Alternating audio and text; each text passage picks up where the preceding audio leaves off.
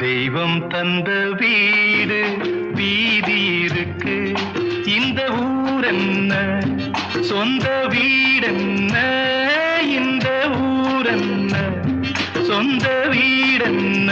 ஞான பெண்ணே வாழ்வின் பொருள் என்ன, நீ வந்த கதை என்ன, வாழ்வின் பொருள் என்ன, நீ வந்த கதை என்ன.